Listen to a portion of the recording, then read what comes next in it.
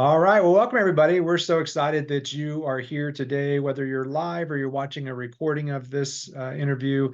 We're super excited for you because we've got a tremendous guest and a friend of growmyprofit.com, and he is going to give us an opportunity to take a glimpse into his success, the journey, the entrepreneurial journey of growing a business and going from one location or no locations to having one locations to having over 50 locations, and just a little bit about that journey and that process. So for those of you that are not aware of who Lance Farrell is, we did provide a bit of a description inside of the webinar invitation. So some of you have already had a chance to read that. I'm not going to go through great details about it, but Lance and I have been connected for, oh gosh, it's been a little bit more than 25 years. I first met Lance when I was in the world of radio advertising for Star 102.5, and Lance's Taekwondo studio was actually a prospective client of the radio station. So I called on Lance, gosh, my first career as a salesperson, and I just always have appreciated him, just the manner that he took, how he approached working with other people. You know, there's some people that can be pretty mean to some new wet behind the ear sales professionals, but Lance always had a big smile, was always very respectable, and just really appreciated how he interacted with me, even though he didn't maybe buy as many radio ads as I wanted him to. But he's always been a joy and become a close friend, and had a chance to be a part of charitable organizations together. And I've just got a chance to watch his journey and been able to be a very impressed entrepreneur by the things that he's been able to do, and just how he stayed consistent and committed to advancing the dream and the mission of what he's doing. So, Lance, welcome to the interview today, buddy. Hey, Dave, thank you so much for having me. I'm honored to be here. You have a great show and you do a great job inspiring other people. So thank you so much.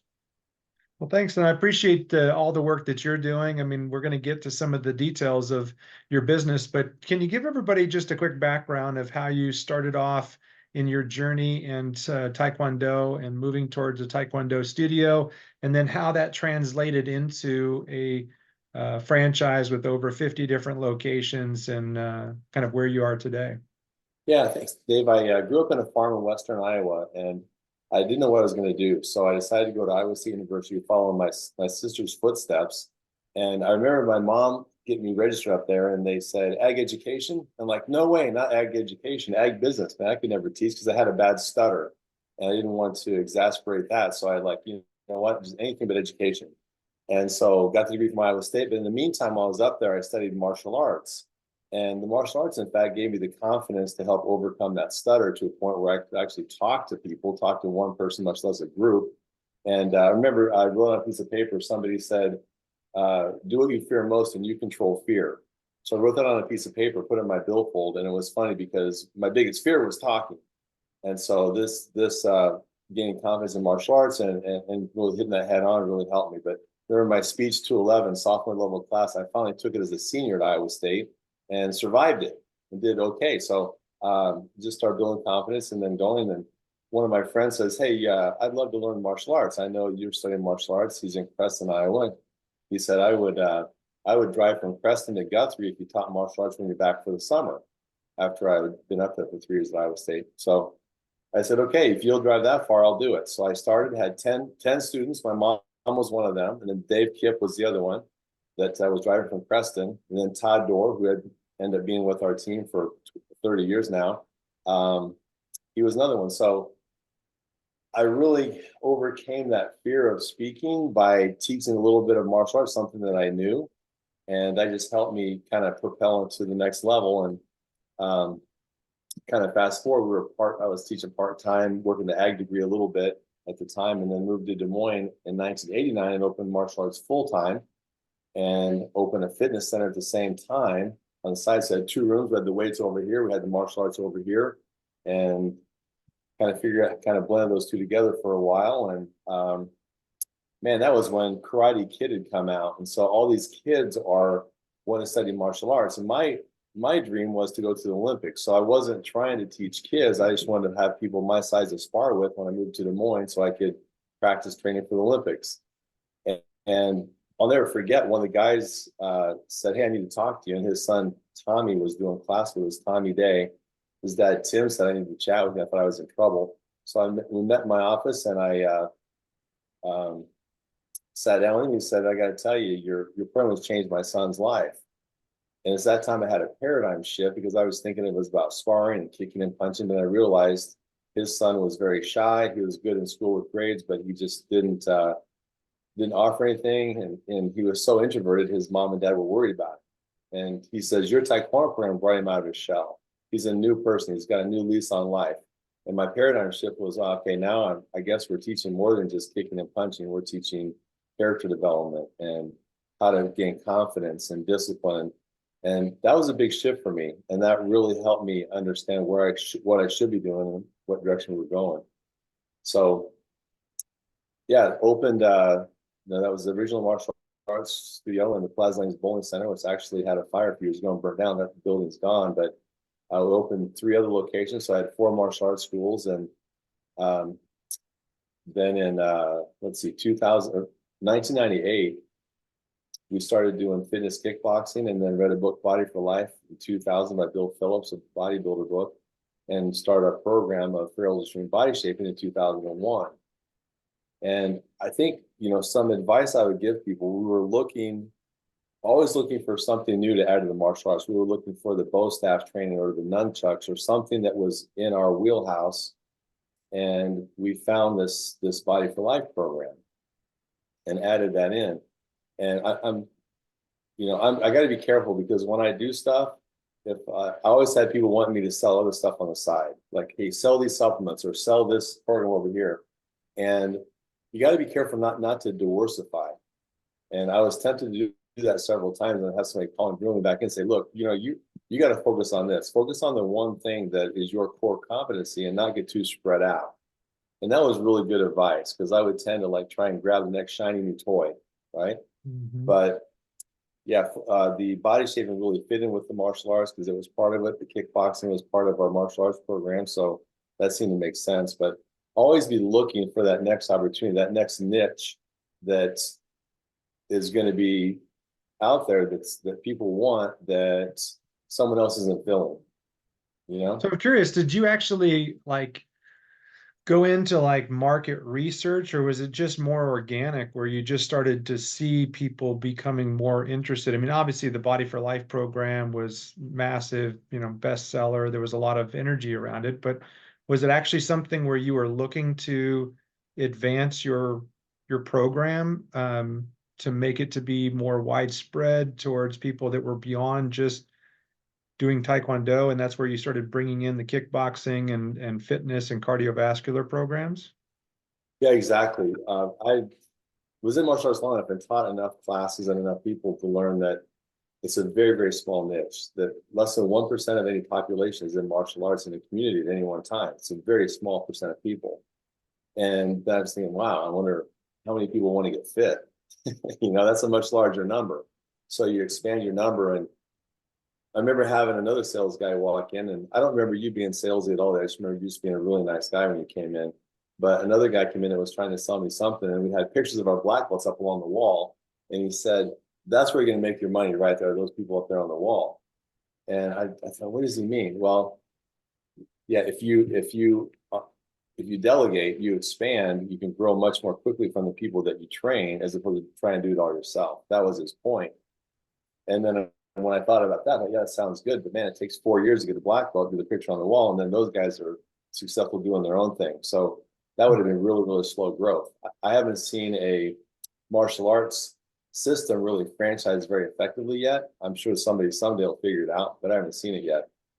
But when it comes to fitness, when we started doing our 10-week program, after 10 weeks, I had people saying, "Wow, this is really good. This changed my life." They'd raise their hand and say, "Can I teach? Can I help out? Can I pay it forward?"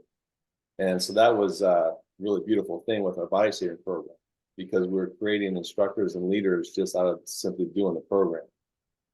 So you went from having a Taekwondo studio to having multiple Taekwondo studios, to then advancing into incorporating fitness and kickboxing, and then you incorporated nutrition training into that. When did it move towards the idea about expanding individual businesses. Before the franchise model came out, when did you decide that you were going to go beyond just the idea of a couple of locations? Was it right when you went towards the franchise model, or did you have an idea of doing it more underneath an executive office versus a franchise model? Yeah, I never really had the idea to franchise it in the beginning. It kind of happened on its own. And I'll tell you what happened was we just added the body shaping into a couple of our facilities. We actually opened some that were just body shaping. And I had a guy come to me who was our head coach at the Grimes location and say, hey, I want to open one of these on my own. Actually, no, I'm sorry, at the time, we only had it incorporated with the martial arts because we had the 4 facilities and we added it to the martial arts and just class times we weren't busy. And we only had martial arts usually, well, I had a 6 a.m. martial arts class when I first started, and we ended up not having that all the time in every location. That's a busy day for my martial arts guys to work every evening until 10 p.m., right? Teaching martial arts classes. So we decided to add the body shaping to our open times, which would be initially 9 a.m. in the morning and then afternoon evenings. And then when somebody approached me from our Western One location said, hey, I want to do a 6 a.m. class. And I said, hey, no way. I can't have my instructors in that early. Which she said, what if I have backup instructors and we make sure we cover it all the time so you guys don't have to get up there? I said, okay, if you do that and you show me these dedicated people, then we'll do it. Well, they did it. And that became our most popular time, 6 a.m., 5 a.m. with morning classes. But we had to go in our martial arts studios and it was going really well. And one of our head coaches from Urbandale, actually lived in Grimes, Woody Little, said, I want to open one of these as a standalone facility and do this in Grimes. And he brought like 2 books full of research he'd done on it. And I thought, wow, I hadn't even thought about doing this. And if I don't get this guy going, he's going to do it on his own and compete with me, right? So I better figure this out. And he was loyal to us. He wanted to do a Farrell's program. So we did a license. A license is a lot less money than a franchise. And there's 3 ways to grow your business. You can grow corporately by adding locations, what we did on martial arts at first. And we added body shaping locations that way too, after we got going with this. You can do a license, which is a lot more loose. You don't have the operations manual. You don't have the restrictions. You can pretty much do everything. CrossFit is a license, by the way, so there's no protected area. Or you can do the franchise, where you have more of a systematic process and you follow this system, or you don't do the franchise. So those are your 3 ways to grow as a business, really. You know, corporate stores, licenses, or franchises. So Woody came in and he convinced me. And I had this long talk because every 10 people we enrolled would be assigned a coach. So we enrolled 50 people, there'd be 5 coaches. And at the time when Woody talked to me, that's the max we would enroll. We would only allow 50 new people every session, and we'd have our 5 dedicated coaches, and they would watch over them. And so I'm sitting there meeting with him, and he goes, hey, would you mind if I go past that limit? Because it's going to be hard to run a business and pay the rent if I only get 50 new ones every time.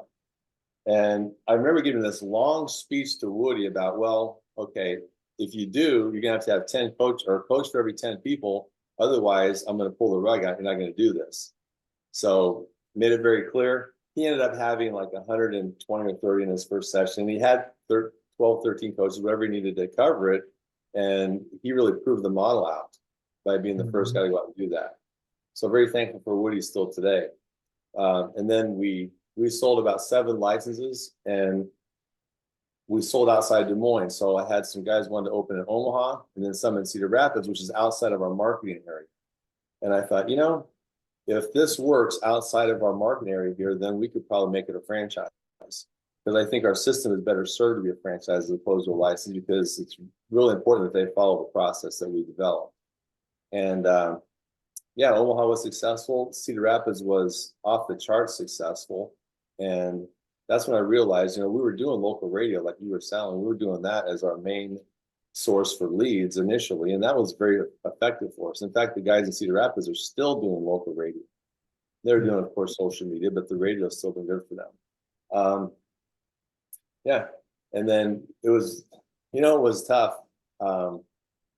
Starting with a license, I think is what a lot of places do it that way, because it's a bigger investment for the franchise.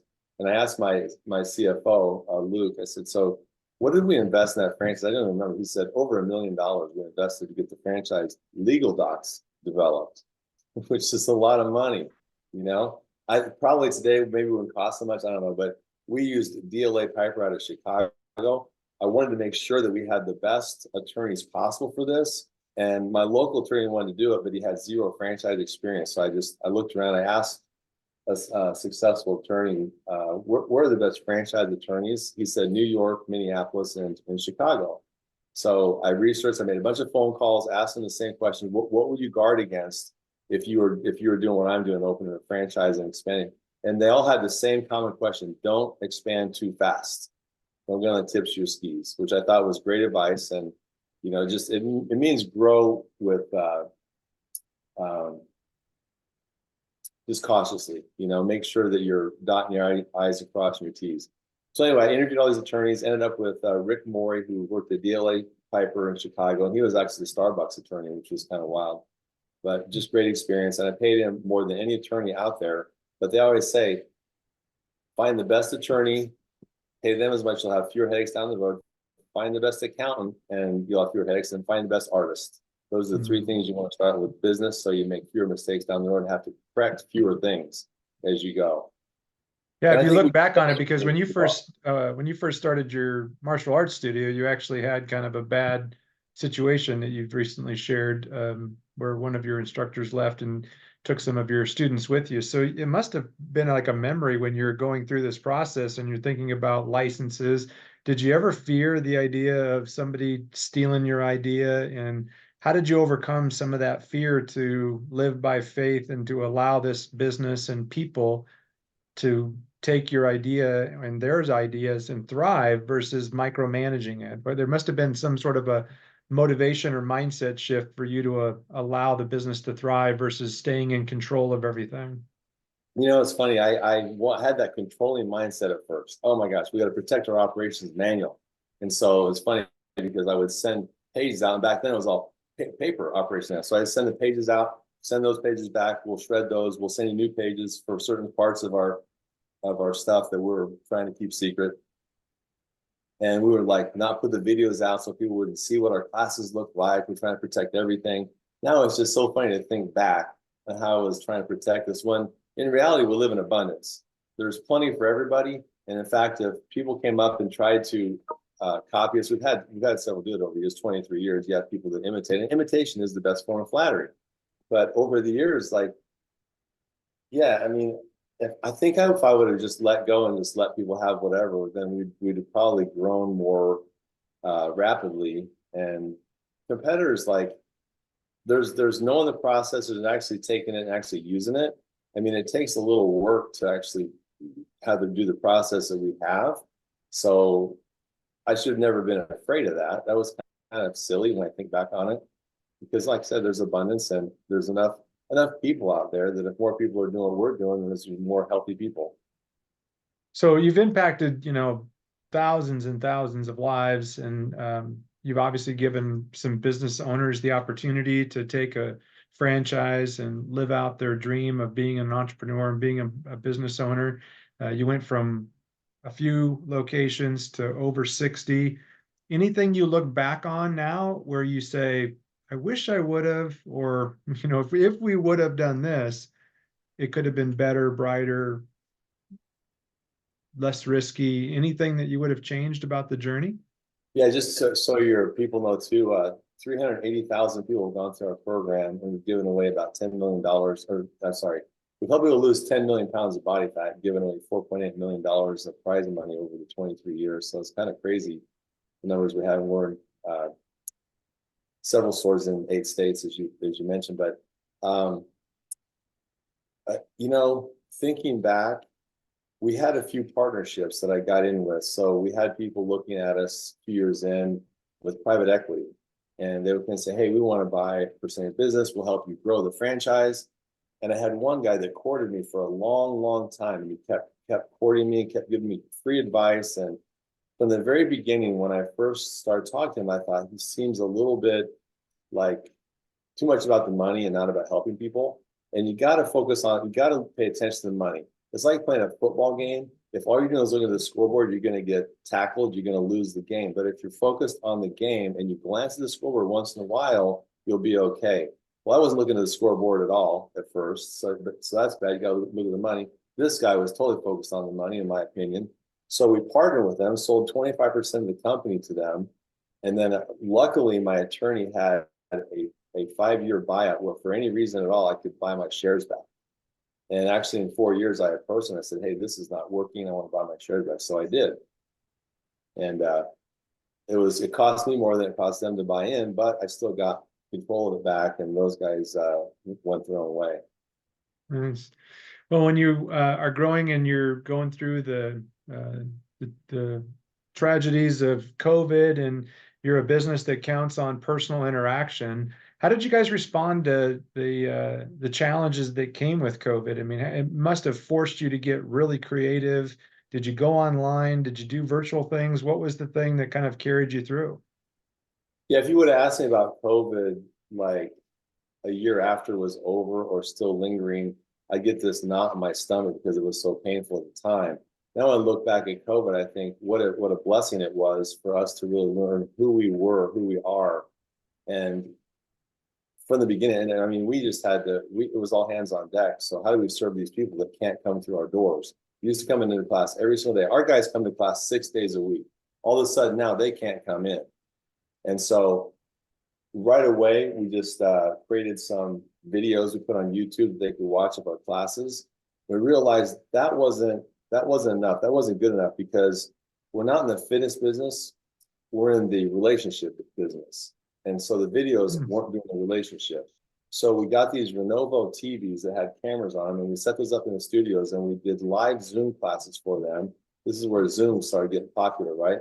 So we started doing the live Zoom classes, and that worked pretty well. And then we'd also have recordings for people that would miss the class, they could join in. But see, they were connected with their instructor and with their head coach and stuff. So it was important they still had that interaction with them through the live Zoom.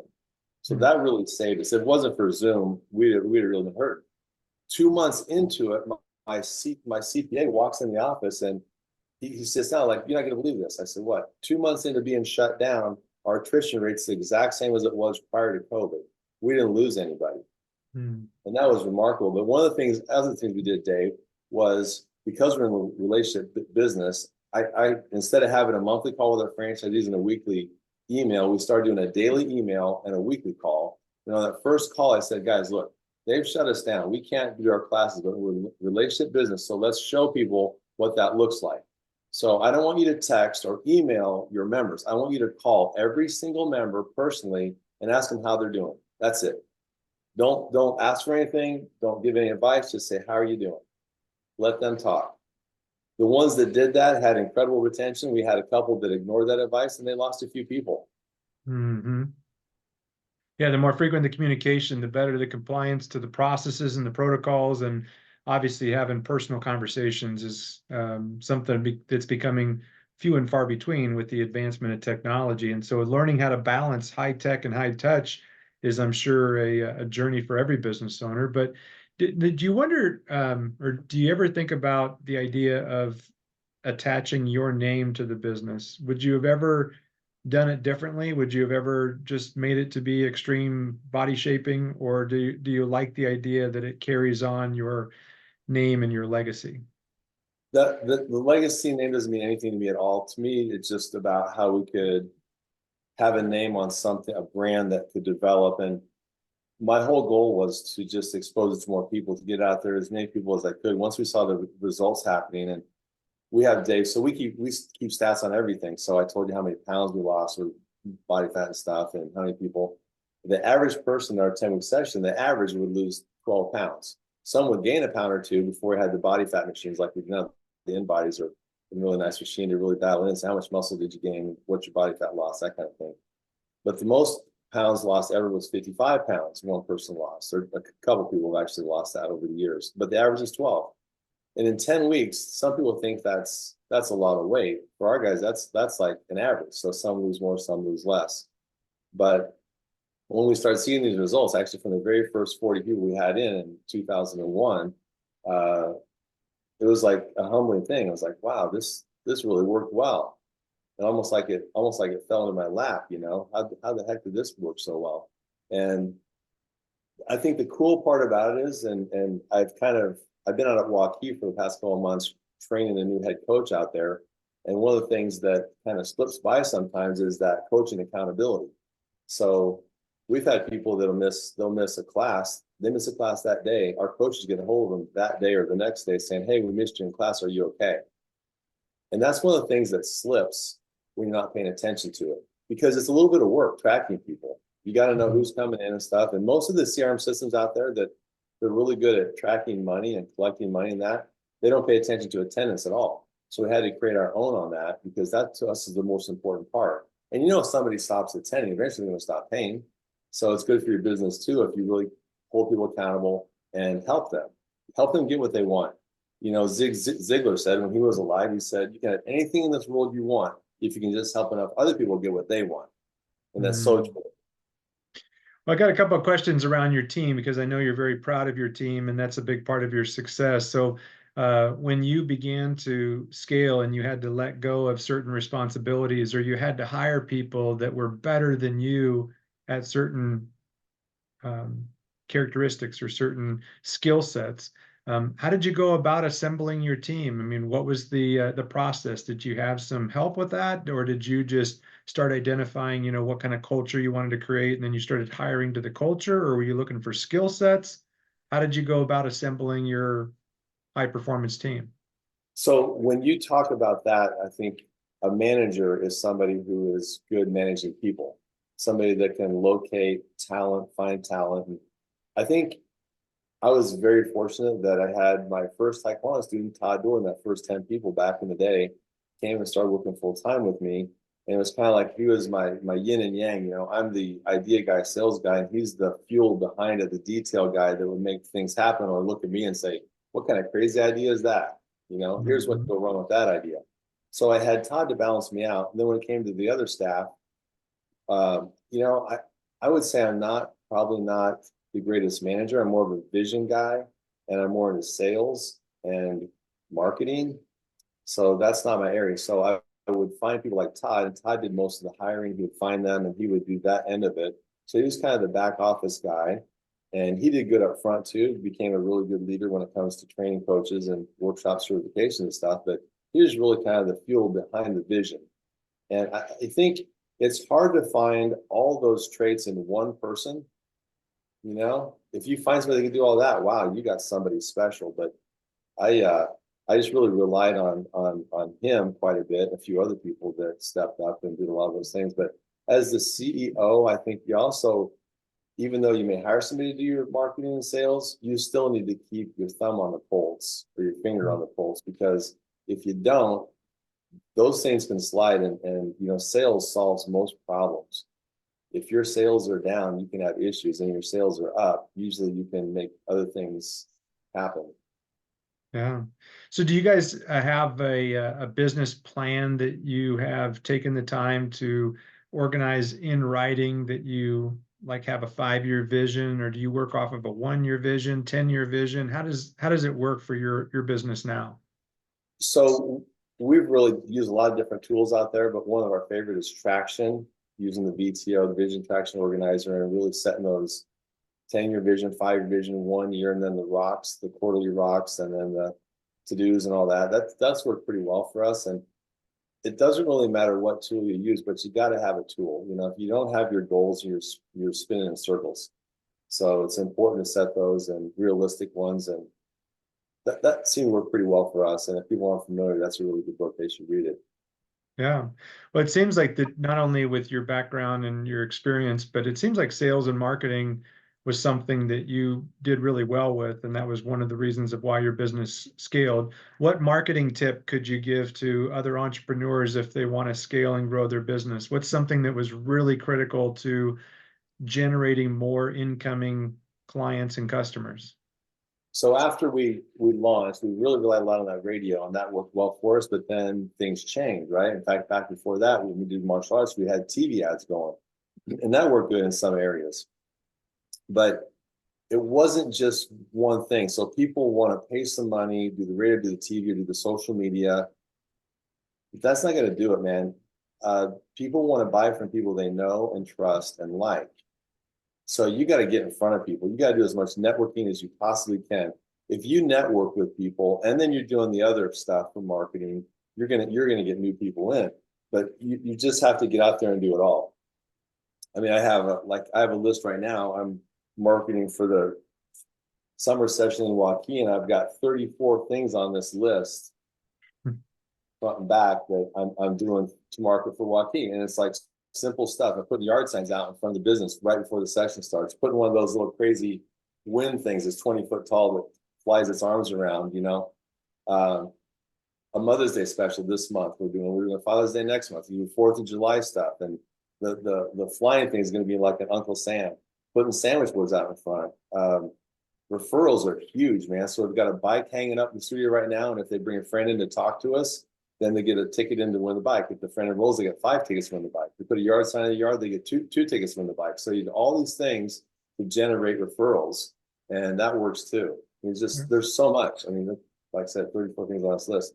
I just met with a guy today, and I don't know if people on here, they've heard of Propelled by now, Every Door Direct. So you can go to different mail routes in a zip code and put your thing out. Well, you can put like an 11 by 17 thing in Every Door Direct to somebody's mailbox. They can't miss that, right? So you do things that are unusual to open people's eyes up. You got 4th of July parades coming this summer. You've got just all kinds of stuff. There's soccer. So we have these little Post-it notes that I stick on little door handles of cars in the soccer fields. So the moms are watching their kids, and I stick a little door hanger or a little Post-it on the sticker, and it's got a QR code on it to go to this video to watch somebody's transformation. Very Just gotta do it cool. all. Yeah, well, just goes to show you that, you know, the people that are at the top of the mountain didn't land there. You know, they climbed there by having a good strategy, having good tactics, having good tools. Where do you see Farrell's Extreme Body Shaping? I know you got a new partnership with Fit Franchise Brands. Where do you see Farrell's Extreme Body Shaping in the next 3 to 5 years? We got a big epidemic. We got a lot of people to get healthy, so there's no shortage of opportunity, I'm sure. Yeah, no, we're going to continue to need, continue to help people, and it definitely is going to grow because the system we have works and more people need it. So we just need to get out there and get more locations and help people understand what we can do for them. And, you know, we've never been about the money.